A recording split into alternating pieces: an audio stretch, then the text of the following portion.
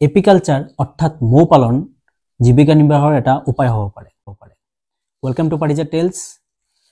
সৰু সৰু কাঠৰ বাকচত কিতাপৰ নিচিনা কিছুমান ফ্ৰেম বনাই তাত মৌ পালন কৰা হয়।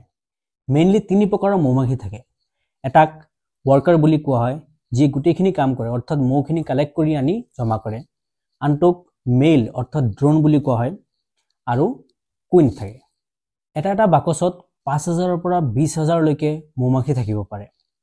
নেশ্যনেল বি বোৰ্ড NBB 2022ৰ প্ৰেছ কনফাৰেন্সৰ দ্বাৰা জনোৱা হৈছে যে আমাৰ ইণ্ডিয়াত এপ্ৰক্সিমেটলি 12,699 জন বি কিপিং অৰ্থাৎ মৌ পালনৰ লগত জড়িত হৈ আছে, অৰ্থাৎ তেওঁলোক ৰেজিষ্টাৰ্ড মৌ পালক।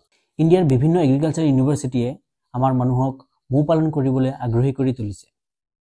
মৌ পালন বা বি কিপিং আমাৰ এনভাইৰনমেণ্টৰ কাৰণে অতি দৰকাৰী, কিয়নো মৌমাখিৰ দ্বাৰাই ফুলৰ পৰা পৰাগযোগ ঘটি অৰ্থাৎ পলিনেশ্যন হৈ ফুড প্ৰডাকশ্যন হয়। এইদৰে আমি নিজকে মৌ পালনৰ দ্বাৰা প্ৰকৃতিৰ লগত জড়িত ৰাখি অৰ্থনৈতিকভাৱে লাভৱান হ'ব পাৰোঁ। আজিলৈ এইখিনিয়েই। যদি ভিডিঅ'টো ইনফৰ্মেটিভ পাইছে, যদি ইয়াৰ পৰা আপুনি উপকৃত হৈছে, তেতিয়াহ'লে ভিডিঅ'টো লাইক কৰিব, শ্বেয়াৰ কৰিব, কমেণ্ট কৰিব আৰু আমাৰ চেনেলটো ছাবস্ক্ৰাইব কৰিব। ধন্যবাদ।